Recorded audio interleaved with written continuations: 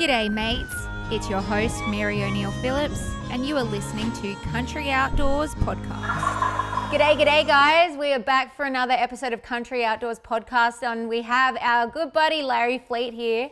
Larry, I'm so excited to have you here. Obviously, big fan of your music.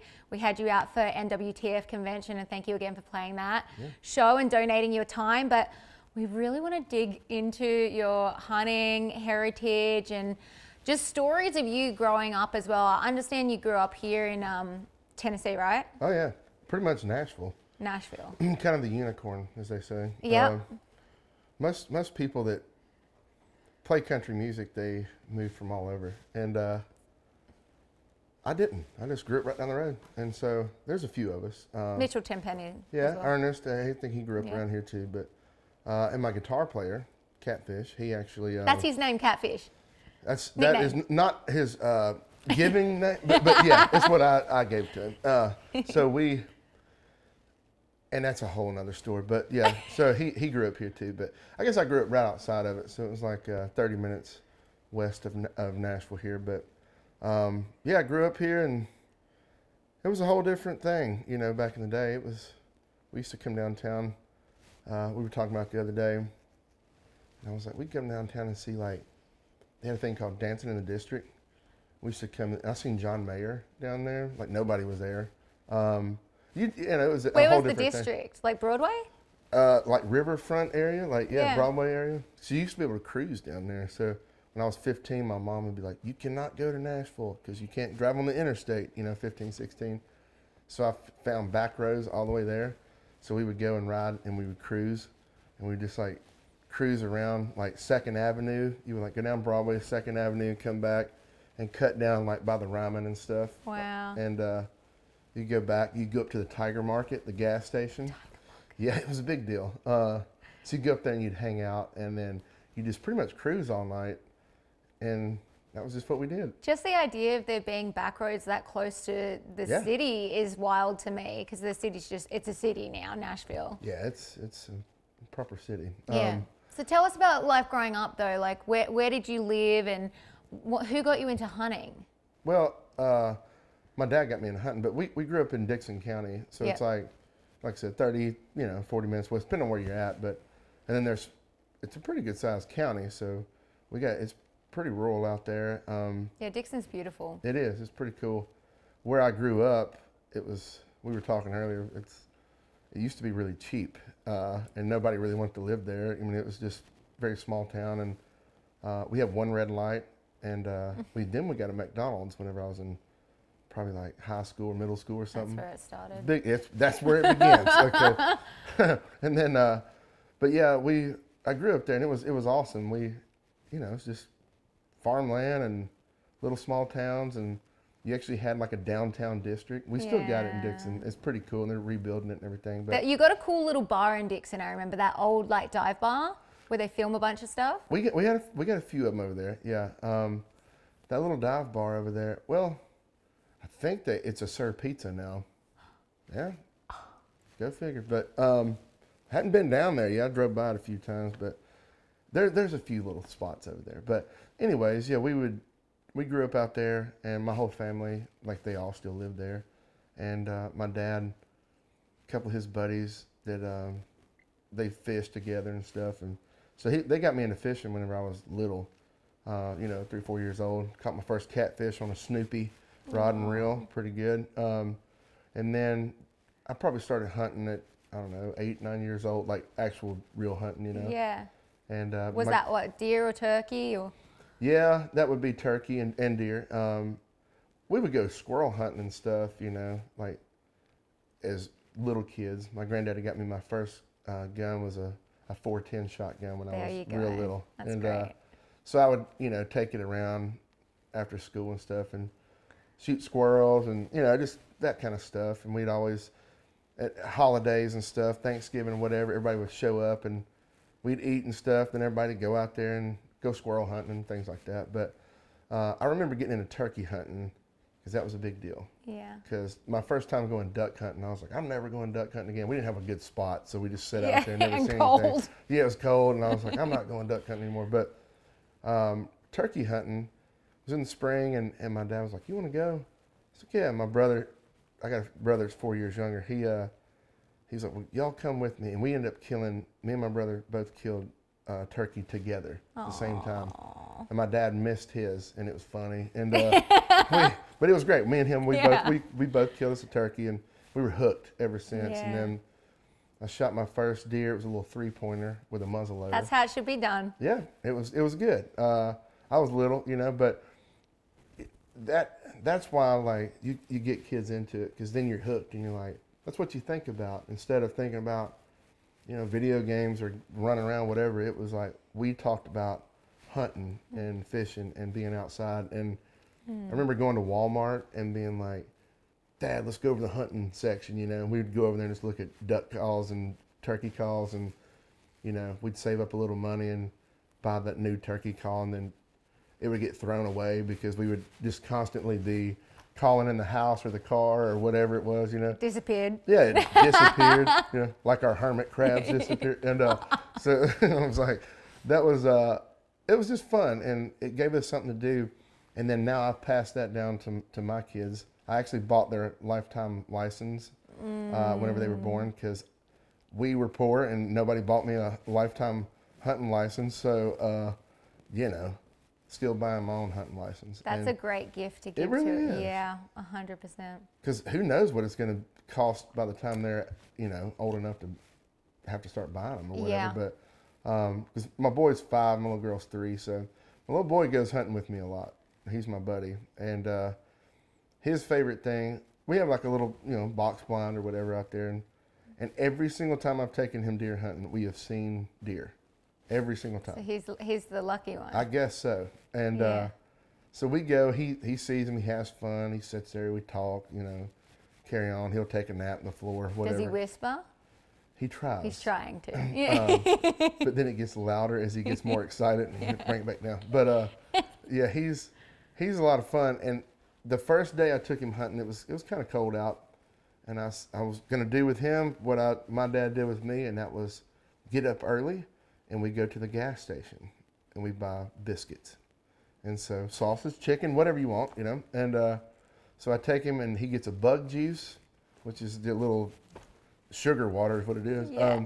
So we go in, we buy candy bars, sugar water, and then he gets a biscuit, and he eats that thing, and it's all over his car seat and all over my truck. But that was what we did, and it's a thing. So every day, even now, he's like, he knows it's starting to get fall time, and he's like, "Hey, when's deer season?" And I'm like, he's 5. And I'm like, it's upon us, but like, we're going to wait a little bit. I'm not trying to bow hunt and stuff with him right now, but I was like, he's like, well, when can we get up and go get biscuits in the morning?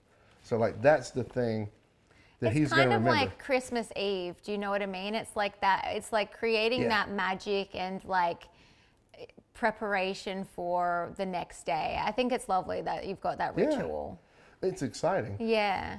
And I go hunt. We have an annual hunt that we do down in South Alabama that I've been doing for years now with a good buddy of mine, Les, who's on our podcast.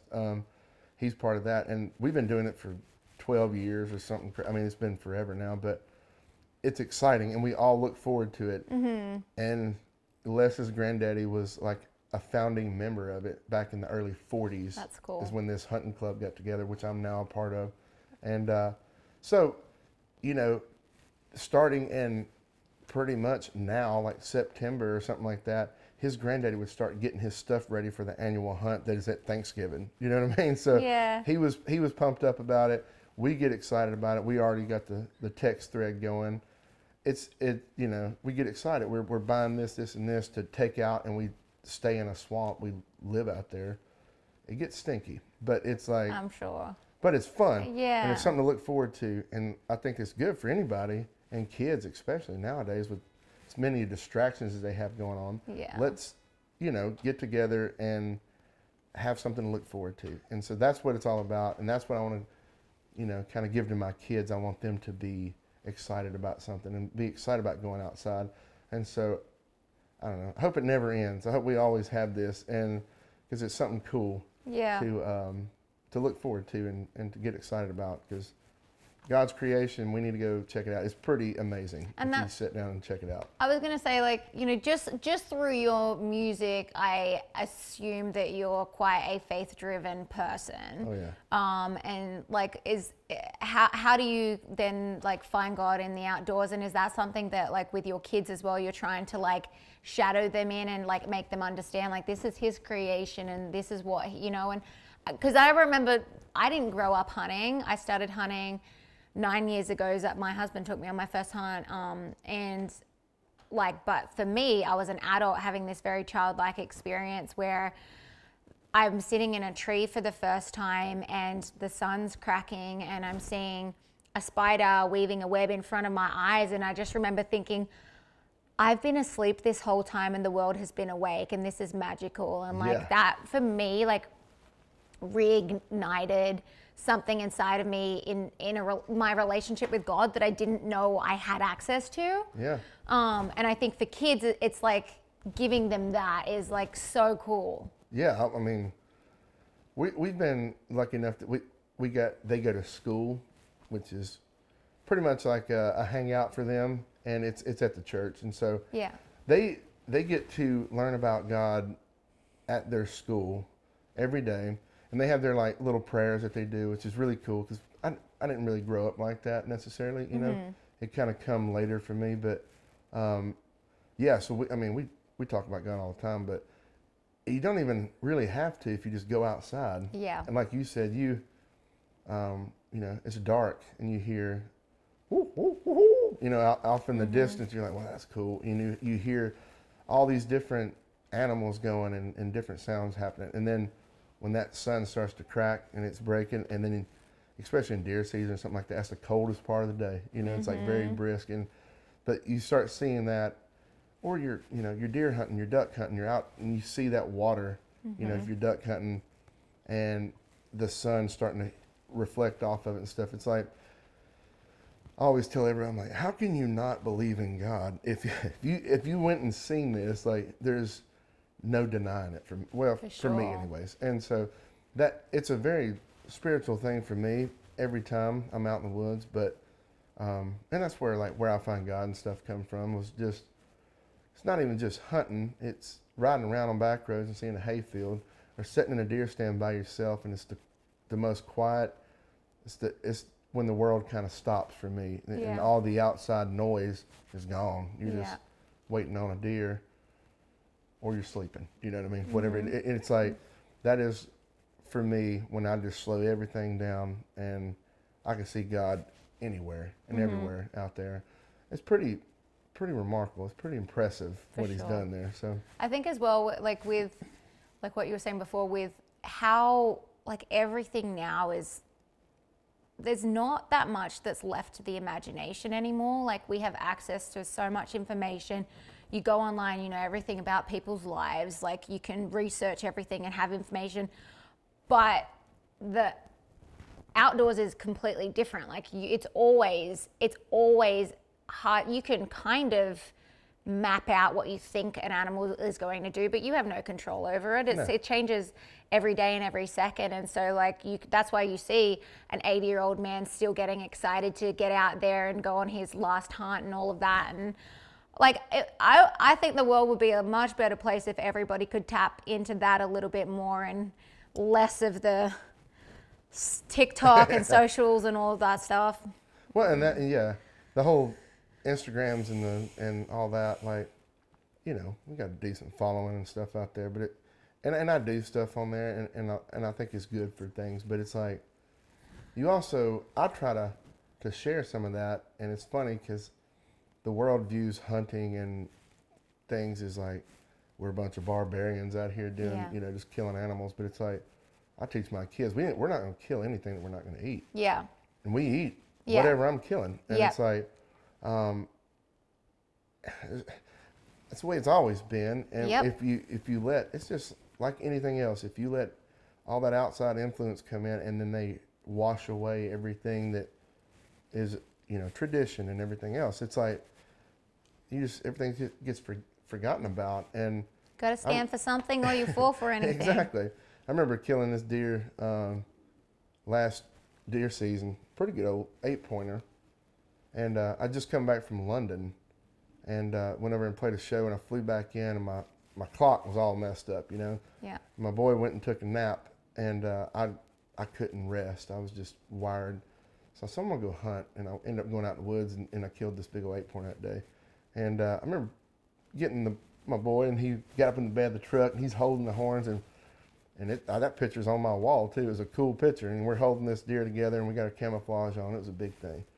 I posted. I remember people commenting saying, "Well, I'm gonna unfollow you," and they were just mad. And I was like, if you didn't grow up in it, you ought to just, you know, be open to it. You know what I mean? Like, Sure. but also, this is what I am. I do not, you know, stray away from who I am and what I stand for and what I do. That may be why I'm not bigger than I am. I don't know. I don't really care, because at the end of the day, I like to hunt. I love my family. We go hunt together. We do things.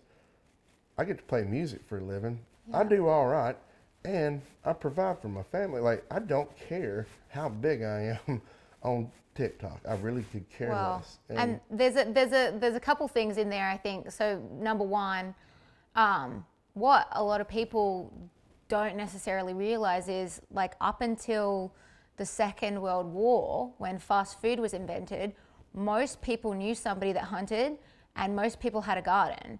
Yeah. And it's only been a couple of generations since that started to dissipate. So, like, number one, I hope people would just educate themselves a bit more before being Karens and trolling. That bothers me. Yeah. Secondly, I think one of the biggest problems with the world right now is no one's willing to listen and just try and understand each other. It's very divisive. And if we just tried to, like, okay, I'll have a conversation with you about why you think that's wrong, and then hear me out, then we can at least find some common ground. Yeah. But at the end of the day, I think, you're an incredible artist, and the people that know your music love your music. You're following in God's footstep, and you're glorifying him through what you're doing, and chasing fame is, in my personal opinion, is of the enemy anyway, and you're never going to find true happiness and success with that. So I think the pathway that you're on is the right path, and he will glorify you with these other things, your family, the fruit, all that stuff, and with the gift that he's given to you. For sure. I mean, they play my songs in It's hard church. though. Yeah. That's cool. Yeah. You know what I mean? And like, but I get it, like you being in Nashville and in the industry, it's like when you've got to deal with labels and charting and all of these things. Number one, how Where I Find God got cut off in the 40s is beyond me. And I'll say the same thing about Outskirts of Heaven. Yeah. There's a couple songs that they were number ones they should have been. hey, look, that thing is still living, and it's still growing. Yeah. I was surprised too. When Where I Find God come out, it was, I was like, man, this is a good one, you know. I felt good. It was changing people's lives. I get so many comments even now. Like, there's still people just finding it, and they're like, man, this song, I heard it, and it, you know, got me back, you know, walking with God now. That's I'm the like, pro of yeah. social media, was the explosion of what that song had separate to radio. Right. All this is good stuff. Right. It can be used for good. Yeah. Social media, all that stuff. It's how you want to play it. But Yeah. you know, I'm not against it. I use it. I think it's good, and I like to show people what I do, and people want to get inside my life a little bit and see who I am, what I do. What do you think with that particular song? Like, just me asking because I am curious, or if you even have any insight into that. Like, is that a political thing that goes on? Oh yeah, the music Like industry is nothing but because of politics. God, because of it being that hurt it. Yeah. It was a double first verse ballad called Where I Find God. So Country Outdoors podcast is proudly presented by Nomad Outdoor. Guys, we've worked with Nomad Outdoor since the beginning of Country Outdoors, and there's a reason for that. They have the absolute best hunting apparel in the hunting industry. We have worn their clothing spring, we've worn their clothing in the fall, we've worn their clothing in the summer, we've worn their clothing on the ice, we've worn it everywhere. We absolutely love it. Guys, they're a Southeastern brand. They represent us. They represent sportsmen and women. Whether it's in the field or by the campfire, Nomad Outdoor has something for every occasion. So you'll come on, go check them out. A special thank you to our sponsor, Beauty on Beach, a luxurious vacation home nestled in the heart of Nashville, Tennessee. Whether you're looking for a serene getaway or a chic space to enjoy the vibrant city, Beauty on Beach is the perfect escape. With elegant interiors, modern amenities, and a prime location, it's the unique spot for your next retreat. Ready to book your stay? Visit beautyonbeach.com and experience true luxury today. Check. Everything about it was not supposed to be like a radio type song. It was just so big that, and it connected so well with people that if they ever played it on the radio, it did something. And it's funny because they did kick it off. It got pulled at 41 or whatever it was. And it surprised me whenever I was coming up, there was all these other artists that were coming in, they were getting number ones. And I was like, oh, this is definitely a number one song. Look what it's doing, you know? And then we just couldn't get certain areas and people to get on board with it. And then, you know, big conglomerates in radio, like they own, 100 stations here and whatever. There was a couple of them that just pulled it from all their stations. Like, it's not reacting. Well, of course it's not going to react at 3 o'clock in the morning or at midnight or the one time you played it that week. I'm doing the same thing with Things I Take for Granted. It's my new single on radio. We're having the same problem with that. Every time somebody plays it, it reacts very well. And that's another song that's just about being thankful for what you got and slowing down and enjoying the little things. I go out and play it, and you see grown men cry, you know? They're like living it. Where I Find God, Working Man, all these songs I wrote from personal experience, and it connects because it's real, and it's not the same old stuff, you know? But again, it's just hard to kind of get on board. And with Where I Find God, it surprised me so much when it got pulled, and it kind of hurt my feelings. And I was like, man, like, didn't give it a chance. But now I go out and I see I was in Europe with Morgan Wallen, and we did 2 weeks over there. We sang that song together every night. It was one of the biggest songs of the entire night. Oh, yeah. We went to 7 countries or something in 10 days, or 10 countries in 14 days. I don't remember, but it was a lot. We're all over the world playing this song, and you see lights come out, people are singing it, they're crying. Like, it's a huge thing. It's a moment, and it's a song that will live on forever. It's the trickery of the enemy, I think, is like, it's thank God that you don't have to have success just on radio today. Because I'm sure like your streaming is insane with that song, and you're clearly making a living being able to do what you're doing without that going number one on radio. So that's a blessing.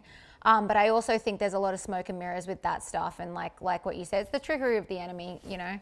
It's politics. Yeah. I mean, they, which is people are swapping votes for this, and I mean, if you watch any award show for the most part, like you're like, how did that one? How'd that get there, you know? And I'm not trying to, I'm happy for everybody. I got so many buddies and stuff that I've made in the industry, and I'm proud for them. I'm happy for them. Like, I want to see all of us do good. For sure. It's a big world. There's enough room for all of us, you know? And you can listen to anything you want to now. Just get on whatever, Apple or Spotify or whatever. Like, if you don't want to listen to radio, which a lot of people don't anymore. They want to listen to whatever they want to. You can listen to anything you want. You can listen to this. You can listen to whatever. Like, does not matter.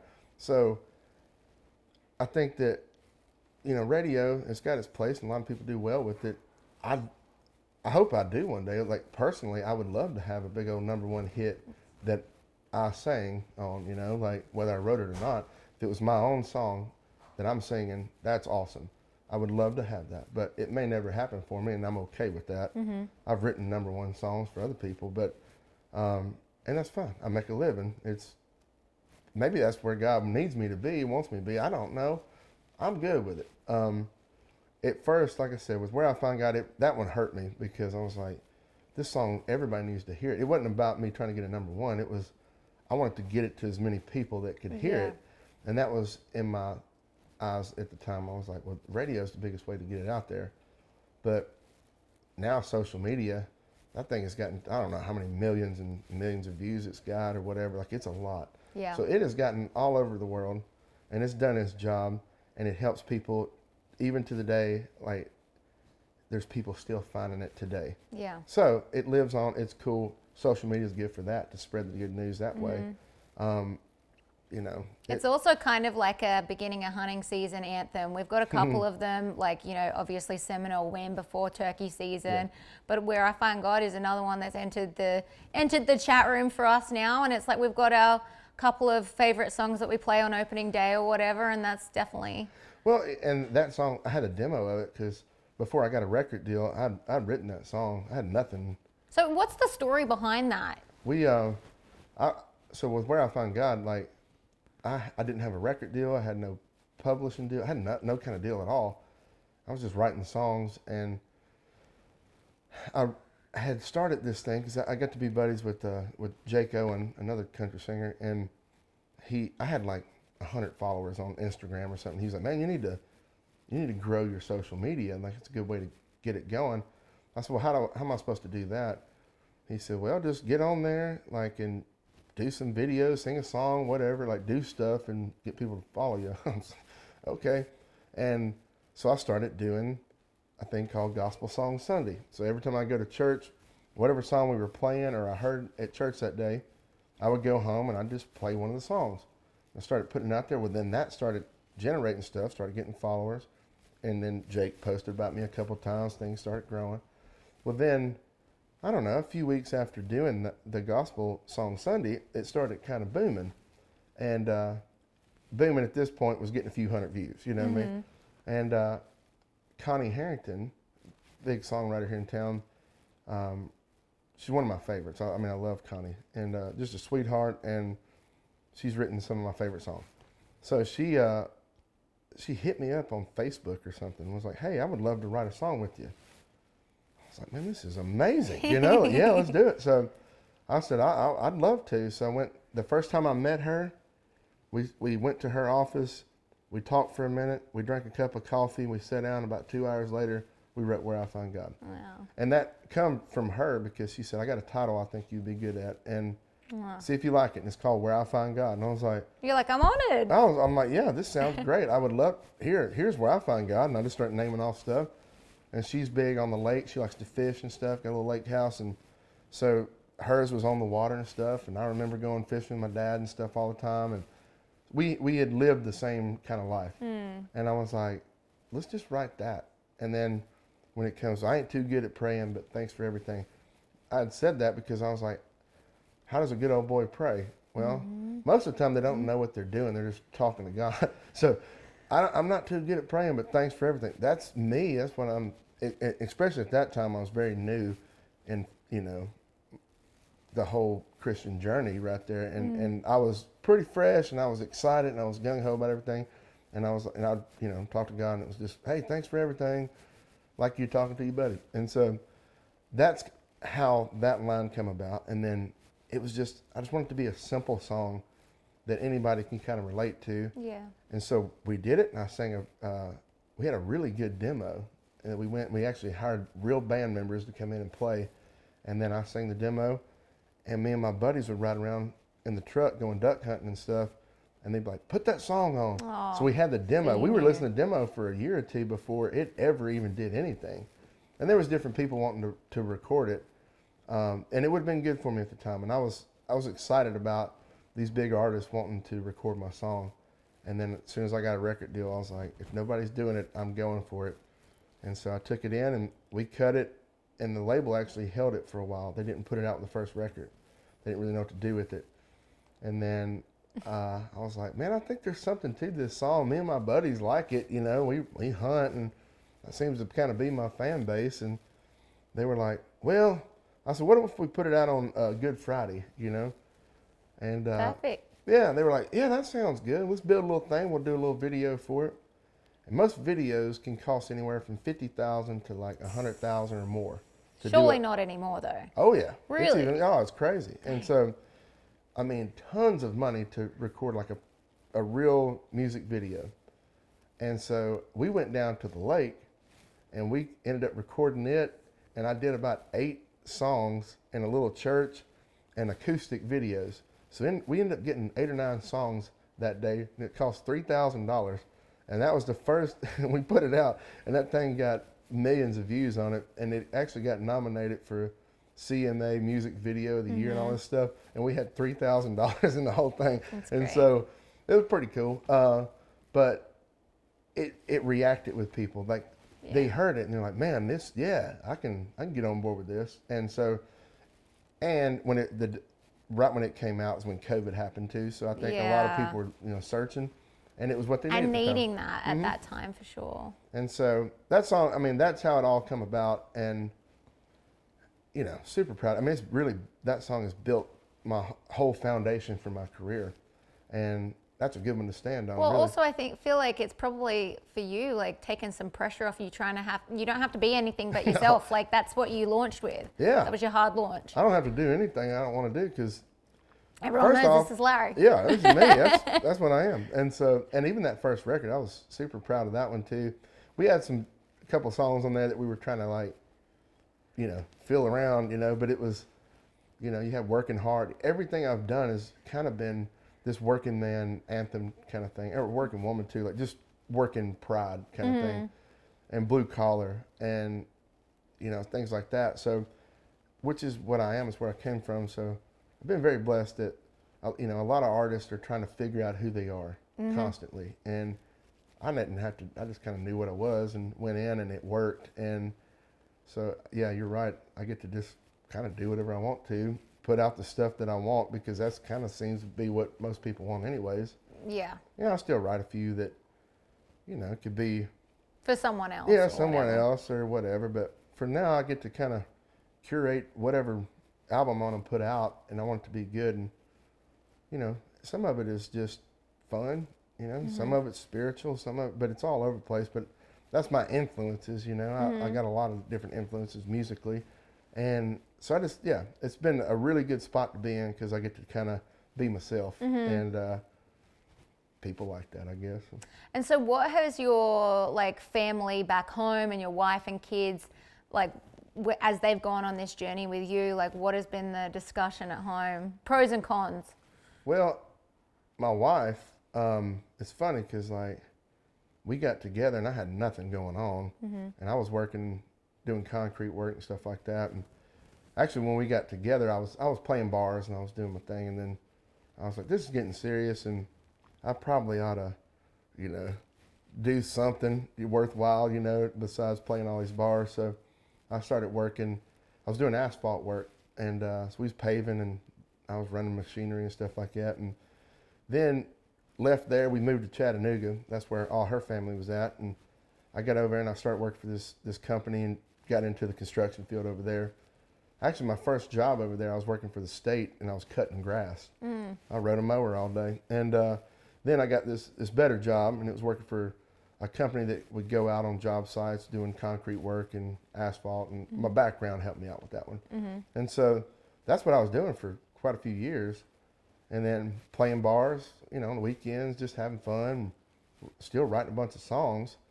And she pretty much was the driving force, because I was playing, and then I met Jake Owen, and he was like, you need to quit your job and go for this thing. And so I talked to her about it. She goes, well, if he's saying it, maybe you ought to give it a try. I told Jake, I said, if you want to take me out on the road with you, I'll go with you. And that'll be the way I'll quit my job, but you're going to take me out with you. And he did. So taught me to quit my job, and I talked to her about it, my wife, and I said, hey, what do you think? And she said, go for it. I'll cover us for a while. She had a good job. Still does. She still works. And so for the first few years, I didn't make any money at all. It would have been really bad if she wasn't working. She kept the lights on, the food on the table, and pretty much was, proud of what I was doing, but it wasn't looking great out of the gate, okay? Yeah. It was pretty bad. And then, I'd go play a show for 50 people, and then some nights I'd show up in places and there'd be 3 or 4 people. I mean, it was bad. And then I thought, there's no way I'm gonna be able to make a living at this, but I got a little publishing deal and, start making money that way. And things sort of progressed. And so she watched me from nothing to this.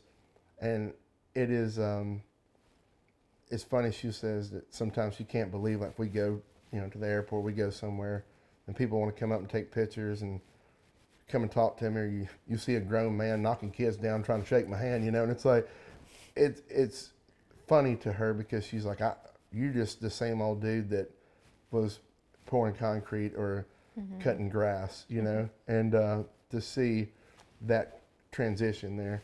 And my kids love it because they get to go on the stage. They're the stars of the show. Yeah. And so they get to ride around the tour bus and they get to go all these cool places, and they see their dad get up on the stage. And I got like these boxes that have lights in them. You can jump up and hit a button, the lights come on, So Waylon, my little boy, he's 5. He runs out there, he jumps on the box. He's blue jeans and boots, and he's dressed like me. He's got his hat with the feathers on it, and he's doing his dances. And my little girl just kind of comes out in her dress and just kind of does the, the old white girl dance, And so it's a lot of fun, and they love it because it's fun, but they don't understand what their dad really is. It's just, here's my dad and his buddies, and they play music. They don't know any different. No, and there's thousands of people out there, and they have no idea what this is, and which is cool. Yeah.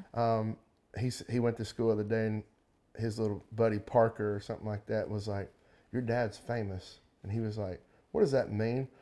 I said, "Well, I don't know. People know me, He's like, "Oh, okay," and like that was it. But it was like his friends at school and their parents, they know who I am, But to him, I'm just old dude. We go get gas station biscuits and go hunting, and him and his buddies are up there playing music, and I get to go.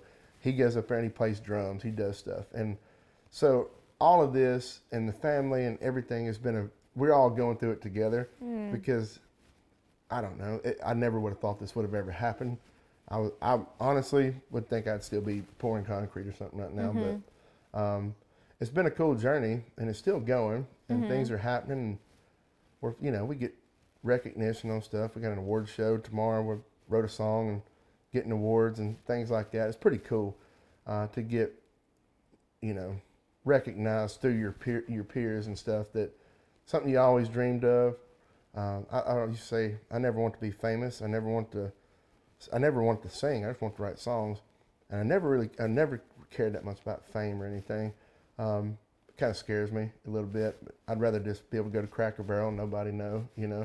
But it's there's a lot to it. But I'm very thankful for where I'm at, and it's been a cool journey, and we get to see things keep happening, and just deep down inside, I'm just a construction worker that got lucky, and I figured out how to make things rhyme. That's pretty much what it was. And but deep down, I'm still the Dixon County boy and I go out there and talk to people. We eat at the Mexican restaurant. Like, it's normal living, and I want to keep it that way. I have no desire to be in the city doing anything. Like, I just want to be just who I am, and I'm thankful that we get to do that. And so, and my kids get to live that way. They have no idea what it is. We stay pretty simple. We have nicer things that I may not have had growing up. My wife didn't have, but it is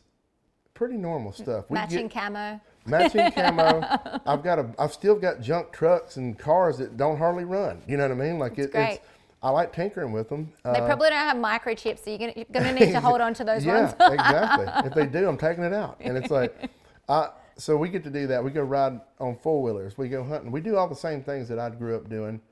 And we got horses. That's my wife's thing, And that's what she's into. We go to horse shows. Like, it's just normal, everyday stuff. We don't care. That's a big thing in Tennessee, isn't it? Yeah, the horses, yeah. That and Kentucky and different things. But that's something that she went to college on an equestrian scholarship. Oh, wow. Yeah. So she's good at it.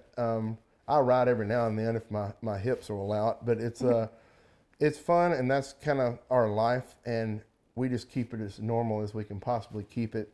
And people help us out with that, Nobody, we don't have no crazies messing around or nothing like that. It's pretty laid back. So very happy, and I'm I'm happy where we're at the spot we're at, because it's a good place to be. Like you said, we get to be who I am, and I don't care about fame. I mean, sometimes you look around and you're like, man, these people are doing really good, but at the end of the day, I can provide and everything's good. I get to go hunting, I get to do pretty much what I want to do, you know. And I think as well, when you have kids too, like that, the fame thing, that probably changes a lot. I know in terms of myself and my own career, I want my little girl to be able to be as anonymous and have that privacy and whatever for as long as she can, and let things be her own decision, and be able to run around wild like I did as a kid and all that too. And you just can't have that if you're at a certain level of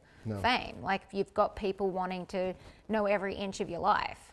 Zach, myself, and the Country Outdoors family are proud to have Hawk Optics as a sponsor. When it comes to clarity, precision, and overall quality of the product, we have found Hawk Optics to be top of the line and field tested their products year round and had great success.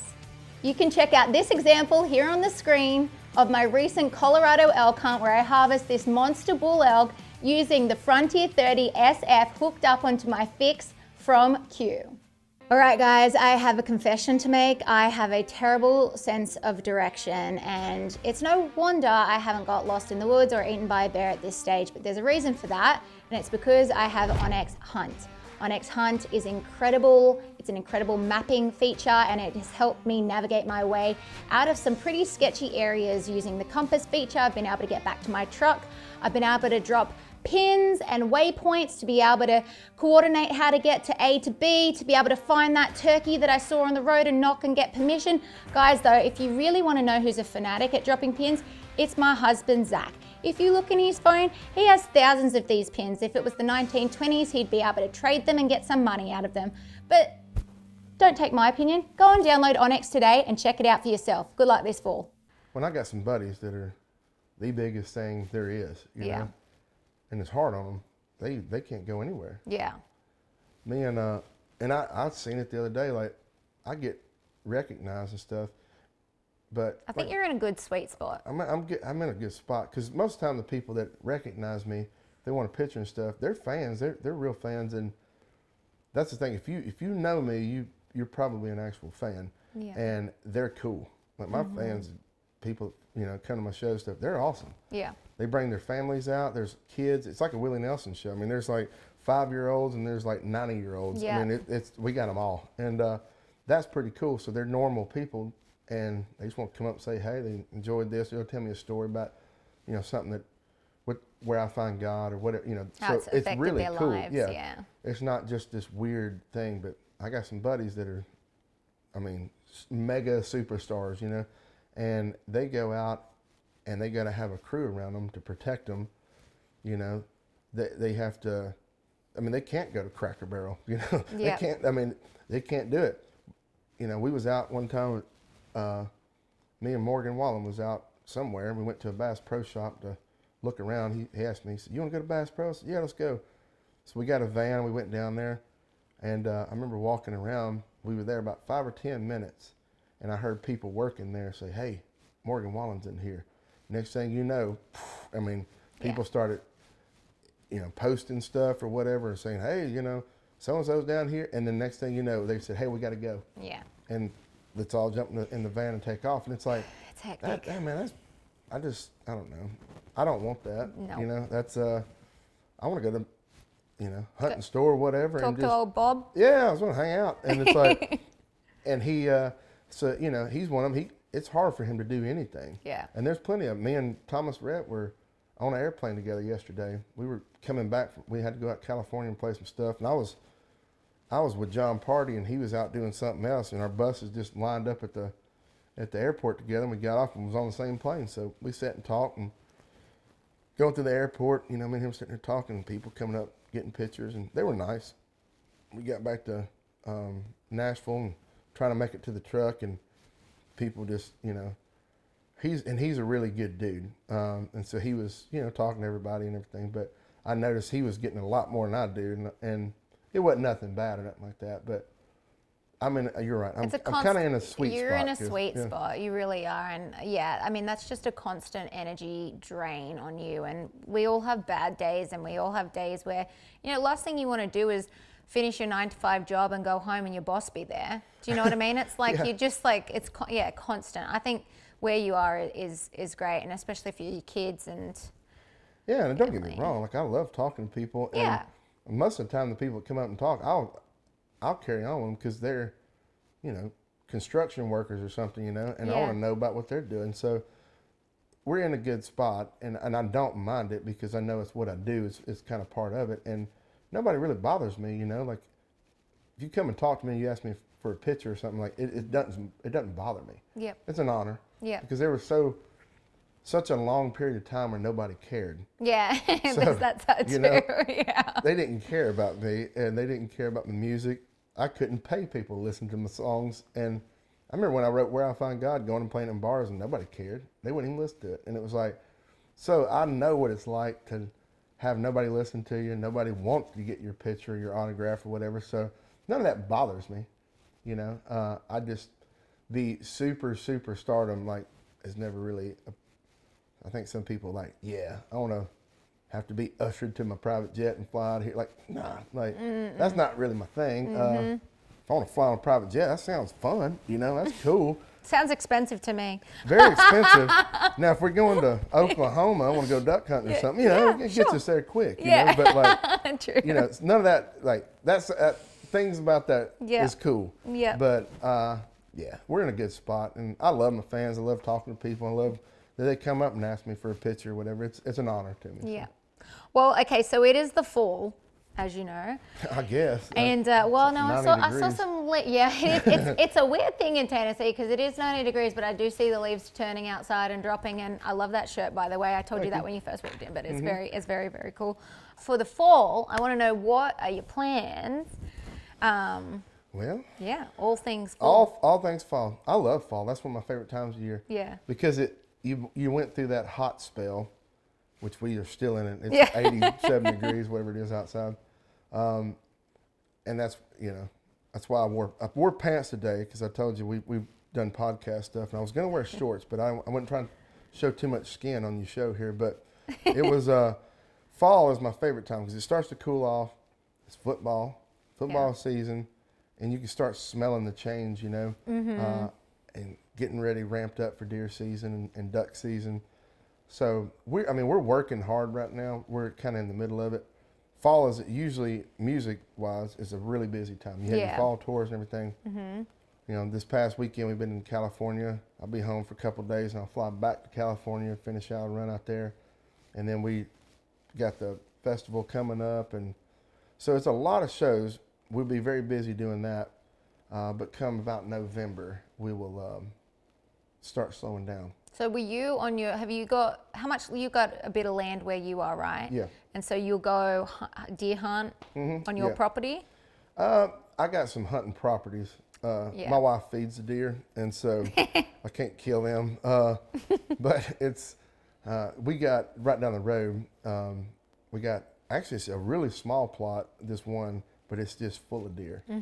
It's only 41 acres. You don't need big land here in Tennessee to have, I mean, and there's covered up with good bucks. There's a couple that are real big, but it's only a little over 40 acres, and but they're just packed in there for some reason. So which is good because you see a lot of deer. So when we go hunt, but we got there, and then I got a little over 100 acres right down the road, about a 30-minute drive. So I like doing that because we go get our biscuits in the morning, and we can drive and listen to music and talk about what we're going to do, me and the boy. And so, we got some land around that we deer hunt on.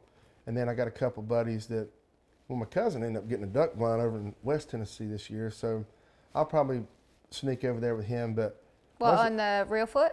No, it's actually like in West Tennessee. Yeah, West Tennessee. So it'd be like Camden area there.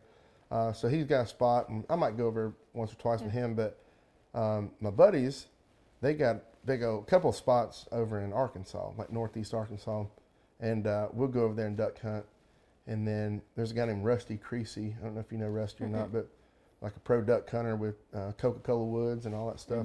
So we always go over and duck hunt with them, and so we got a lot of good hunting stuff coming up. But fall's just you've been wore out all year. Yeah. You know, and you can finally see the light at the end of the tunnel, kind of thing. So we start slowing down, and I'm looking forward to it. Then we go down to Mobile area, down Tensaw River. We have a little hunting club down there, and the week of Thanksgiving we'll be down there hanging out. Thanksgiving's always a magical weekend. Yes, isn't it is. Yeah. Believe it or not, I like to eat, and Me too. yeah. Most people don't believe it, but it's so we go down there, and I love Thanksgiving. It's my favorite. Thanksgiving and Christmas is the happiest times of year for me, because I love getting family together. I love getting friends, and now, you know, a lot of my band members are from all over the place. They you know, may not go home for Thanksgiving or whatever it is. So we usually have a big old thing. Everybody come over. We have little parties or whatever, and it's just a fun time to get everybody together. And so, yeah, it's the happiest time for me. Christmas is the happiest. I love, I'm a big Christmas guy. We do the lights, we do it all. And so come Thanksgiving, we're going to eat, we're going to hunt. You know, we're on boats, we're running up through the swamps. You know, it's a lot of fun, and it gives me something to look forward to right now. Because like August is our busiest time of year. September is very busy. October, you're like, okay, we're getting close. And then November, your first week or two in November, you're out playing, and then you sort of slow down and you kind of knock out your corporate things or your you know, private shows and stuff like that. You have a few of those that helps pay bus payments throughout the year, you know. So Do you put in for points in any of the other states for like deer tags or anything? no, because most of the time I go hunt with the boy when it comes to deer hunting, and we're close to home because there's good deer there. I have a lot of people wanting to take me to, you know, Nebraska and different things like that, and I want to go do that. I just Your time with your boy is more important. Yeah. Yep. Yeah. No, I love that. And so I don't get a lot of time home. Yeah. And so when I do, we take advantage of it. That's great. So, and then duck hunting. I mean, Arkansas is just right down the road, so we'll run over there, and I'll do a few hunts, but I can run back and forth home. Or, you know, buddy over there's got a little prop plane so they can fly back and forth. I'm not big on getting, if a plane. I've been in one of those, they scare me. I'm bigger than the plane is, you know, it's like, I don't want to get in that, but. Single prop. Yeah, they're like, man, you know, you can be over here in an hour, or it'll take you 4 hours to drive. I'm like, I think I'll take my chances, you know. Yep. So I'm not big on fun on the tiny little plane, but yeah, we'll do all that, and it's a lot of fun because it starts to, we can breathe a little bit, and then happiness with Thanksgiving and Christmas, and and I like cold weather. I'm just it makes me happy for some reason. So.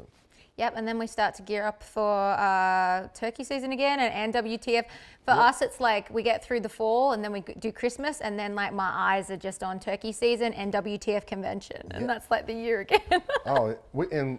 So I live like middle west, you know, Tennessee, so we are covered up with turkeys. Yeah. I mean, Tennessee is like one of the, I mean, it's a terrible state to turkey hunt. Don't come here. No, don't, yeah, it's awful. But well, like East Tennessee is not great. Like, you know, we lived out there for a while. We didn't see a lot of turkeys really. You know, you would, but not like here. I mean, every morning we got turkeys out, beards dragging the ground. They're out in the yard. I'm like, can I please go shoot one? And my wife, nope, not out of the yard. You know, but so we got, and me and my wife, like, we'll put the kids down for a nap, and her mom will be there or something. She'll watch the kids, and we just go ride around. That's what we do. Yeah. And we're getting one of the old trucks or something and just go cruise. I love that. We got a coffee spot over in White Bluff that we'll go to. And so we'll go and get a coffee, and we'll just kind of ride back roads. And it's just turkeys everywhere. You look, I mean, there's deer and stuff, but we love it. And so if you know, turkey hunting, I grew up on that and used to go by myself as a kid because I could just walk across the road and kill a turkey. But yeah. We live on some land.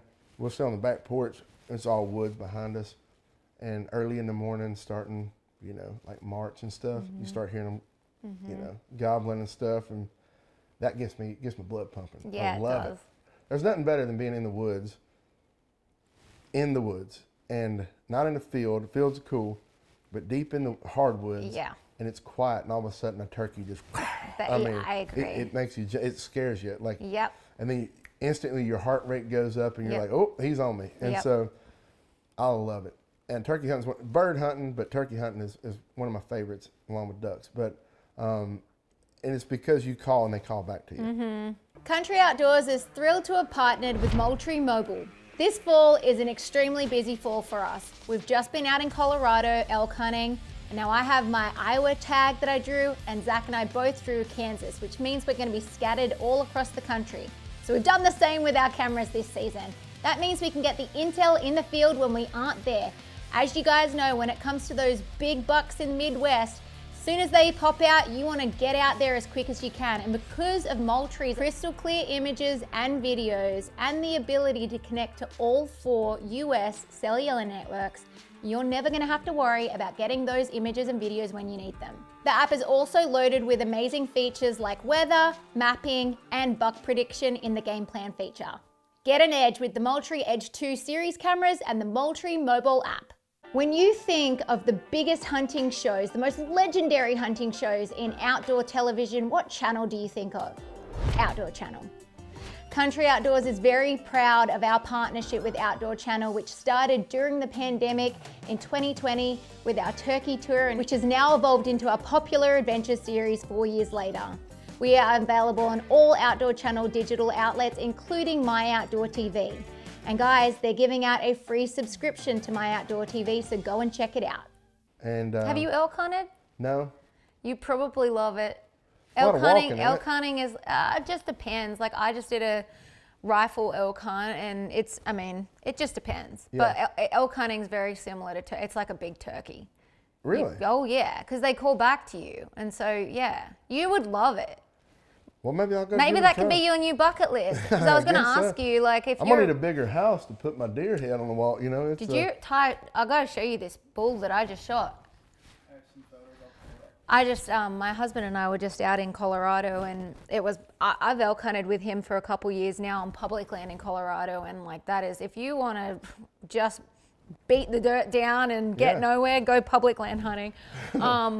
We one year hiked to 11,500 feet in the wilderness, and we first got 6 miles in on a side-by-side and then hiked to 11.5. Oh, wow. Look at that thing. Jeez. Yeah. He scored 371.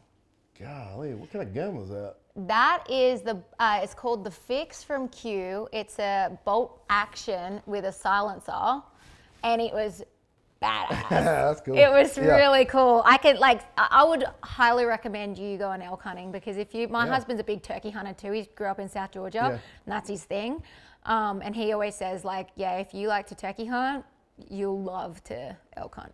How hard was it to get a tag? So on the one that I got, it was a private land tag, but it was a relationship we'd been working for years. So that one's a little bit trickier, but like you can pay for one. Okay. Elk hunts are expensive, a bit more expensive unless you put in for a point system, but somewhere around like 8,000 plus. Whew.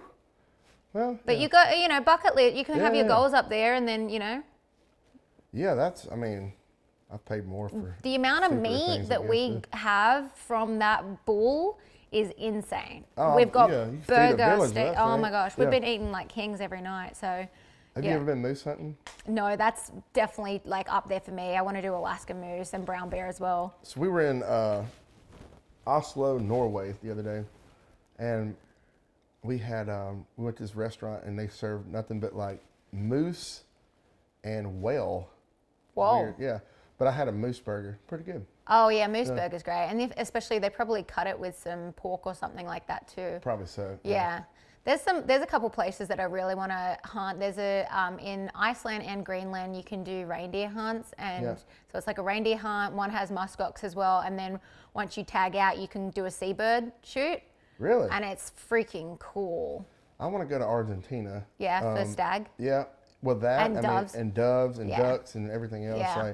I wouldn't mind doing that. I mean, I want to do elk. I want to check all that out. But I grew up in the South. We don't have elk. Yeah. We finally got some over in the Smoky Mountains. But it's like, you had deer and turkey and squirrels. I mean, ducks, west. Yeah. So that's what we grew up with. We never going elk hunting really wasn't a possibility for us, so I never had that in my mind really. Yeah.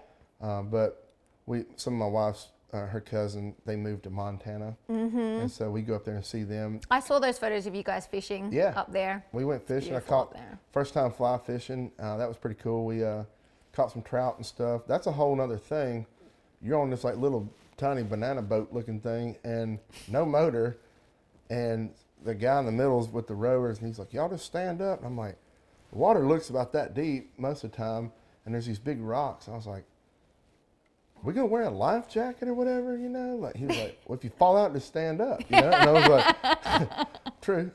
But it's rushing pretty good, and it takes a minute to get the hang of it, but it was a lot of fun. It's fun when you catch one on the fly. Yeah, it was awesome, and we really had a lot of fun. And we went, you know, the kids are running around out there, but we had a whole day. We went fishing, and so he's going up there doing elk hunts, and you know, we rode around. There's, you know, antelope. There's all these different things. So we're gonna go back and forth up there. But evidently, it was really hard to get a tag because it's a draw, isn't it? Yeah, and you have to live there. Even though he lives there now, he had to live there for 6 months or something like that, or a year, or whatever it was, to be able to get a tag or to get a license. Yeah. And so it was a whole lot. But we've seen some big old like white-tailed deer and stuff out there too. Yeah. But yeah, we've been all over the world, you know, playing music and stuff, and I get to see some cool places. But tacking on hunts to your stops is where it's at. Yes, that should be the new goal, you know. And we got a good crew now that can kind of take care of me, so I don't have to be everywhere all the time, you know. And so I could probably pull off some hunts, and I got a few old redneck friends of mine that live in different places, like South Carolina, whatever. And they're like, man, come over, let's turkey hunt. Like, it's just trying to map out your routes, because most of the time you show up early in the morning. Yeah. And then you play your show and you leave at midnight. Yeah. And then you wake up where you're supposed to be. Like, they're like, a lot of people say all the time, man, I bet you know, where do you play? Montana and Colorado, all these different places. Like, and what's that like? How beautiful is it? I'm like, I don't see it most of the time. I'm asleep, you know, when we're driving. And so, but yeah, so they're up there. I know it's kind of tough to get tagged sometimes, but I would love to get me a big old elk. I think that'd be pretty cool, but it hadn't been super high on the list. I'm putting it out there now for you. Yeah, yeah. Well, all right. I'm trying to make it happen for you. Okay? Yeah. All right, we're going to play a game before we wrap up here. We've got, well, 2 games. First game is Guess the Score. And our producer, well, actually, first we're going to do this. This is going to be a rock, paper, scissors, shoot. Okay. Whoever loses picks out a card and says the answer. All right. All right. So. I win. Oh, okay, I lose. All right. Most disgusting habit. Dang it. Oh. My most disgusting habit. Sometimes I clean my teeth with my hair. Oh. It's pretty bad. I heard somebody talk about that the other day. They're like, oh my God, it was disgusting. I was like, so, well, if it's there. I mean, you got to do what you got to do sometimes. What's worse, having food in your mouth or having a little handy tooth cleaner? Yeah, there you go. Your turn, Rock. Okay. Oh, wait, let's do it the again. same thing. Right, ready? Yes. Okay, yeah. I'm always the Rock. Let's see. What we got here? Most embarrassing moment in the woods or career? Well, I had a bunch of them. Let's see. Well, okay. Most embarrassing moment in the woods. So my wife wanted to go with me one time. Well, I said, why don't you go deer hunt with me? She goes, only if you go and buy all matching camo so that I look proper going in the woods. So I said, okay. Went to the store. We got everything. We take her out that morning, and we're sitting and seen a couple deer, does run by, whatever. And I said, let's change spots. So we go out there, move across the road. We're hanging out, leaned up against this tree. We ain't been sitting there 10 minutes. I threw some doe pee out, you know, different things, had a little call going, and I just heard run behind me. I look back, and I'm facing like this direction, and she's sitting beside me. So we both look back, and this huge, like 11-pointer walks out, one of the biggest deer I've ever seen, hunting anyways. And I was like, oh. And she goes, shoot him, shoot him. And so I'm trying to get turned around, And the biggest deer, the first time my wife goes, the biggest deer I've ever seen, walks right out in front of me and missed it at 15 yards. And I still don't know what happened. What were you shooting gun? 30-06, yep, with a scope. And I thought I was on it, but there you go. Maybe Biggest deer I've ever seen. Were you shaking? I was nervous. Were you on a, like, did you have a bog stick or anything? No, just kind of freehand. But that's and it was a weird angle. So yeah. the angle threw me off. But it was, that was the most embarrassing, because I was like, here I am trying to be the man and take my wife hunting and miss this deer at 15 yards. And what do you do? Never seen him since. I've never seen him again. So, biggest deer I've ever seen. I thought you were going to say, like, you turned and farted or something and then scared the deer. No, well, just missing a deer at 15 yards is pretty yeah, that's pretty bad. But I used to, when we were little, my dad would take us out. This is on my dad, but we went in the woods. It was kind of cold that day, and we go get in the truck, and after the hunt, and we're all like bundled up with him. I look over, my dad's missing a sleeve. And I was like, what happened to your sleeve? Number 2, baby. And so, I mean, he's had some embarrassing moments too in the woods. But we always say, like, you haven't been deer hunting long enough unless you lost a couple socks or a beanie in the woods. Yeah. I would have to cut a sleeve. I can't stand not having a sock on. It freaks me out. But, yeah, that's it's part of hunting, I guess. You know what I mean? That's good stuff. Yeah. All right, let's go again. We've got right. 2 more. Larry, you're going to have to switch it up here, mate. It's just, I'm going to try something else. Who's your arch nemesis? Well, golly, it's on the spot. I could probably come up with a good one. I don't know. I'm friends with a lot of people. Who knows? Well, I mean, spiritually we know who it is, but it's I don't know. I don't have any enemies, really. I don't think. The devil. There you go. There we go. That's a good one. All right. Okay. You got the last one. I thought you were going to get it. Yeah, here we go. Can only hunt one animal the rest of your life. Ducks. Ducks. I'm a duck hunter. Yep. That's what I like to do. That's an easy one. I mean, deer, turkey, everything is fun. Don't get me wrong, but something about being in, I'm a water guy. I like being on a boat. I like standing in a pair of waders in the water. And I wrote a song called Muddy Water, and that was exactly what it was about, was standing in, I was in Arkansas, and I'm sitting there, and I'm like, I literally grew up around the muddiest water ever, and, going to Arkansas and hunting in Tennessee River, Cumberland River, Harpeth, like everything is muddy. But I love it. It makes me feel, I'm so happy being on a boat early in the morning when the sun's coming up, hunting in the water. So it's got to be ducks. Yeah. I love it. Love it. Now, last one with Ty. He's going to show us a couple of racks, and we're both, I don't know what the score is, but we're both going to eyeball the score. What kind of racks we talking here? We're looking at mule You're not going to get in trouble from your wife, don't worry. We're going to start mule deer, then we'll go elk, and then we'll end on whitetails. So All right. It'll get, I guess, easier maybe as we go. So. Oh, wow. I don't know. Oh. Do we say it out loud? Yeah, we'll say it out loud. I have a second photo of this one. Okay. Oh. 221. Joker's wide. I'm going to say 233. Okay.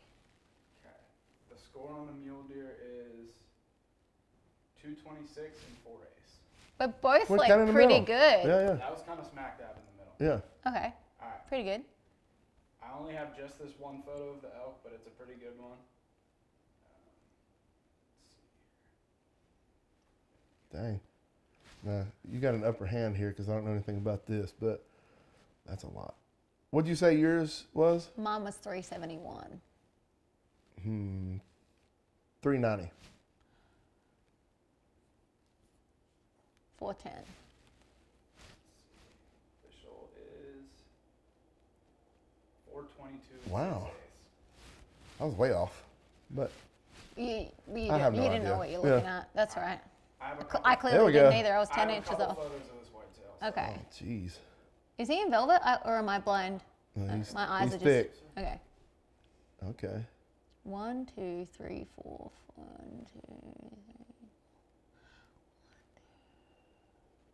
I'll move to the next photo. Okay. If you don't mind. Yep. Then there's a side profile. Dang. That guy. 204.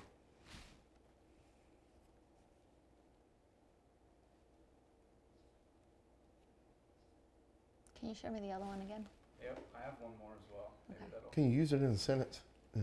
Here we go. Does this one help? Or you want me to go back to the first photo? Okay. No, that's all right. What do I win? You're I think we're pretty close. 206. Must be 205. Official score 211 and 40. Wow, that's a big deal there. Yeah. I mean, look- I he think we looks both did typical, pretty yeah. good. We weren't that. I'm That's like pretty proud good. of us. We weren't Yeah, we like did all right. they Yeah. weren't.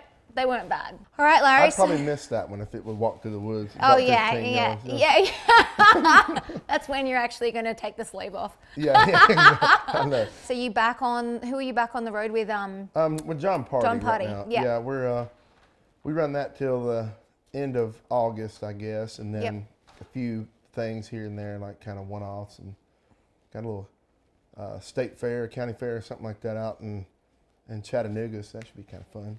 So everyone can just head to larryfleet.com to check out tickets and where they can go and. Yeah, I got my See little you there? podcast too. Yeah. Highway Feet with Larry Fleet, and it's got my bass player Crazy Legs Awesome. on there, and my buddy Les that I hunt with all the Yep. time.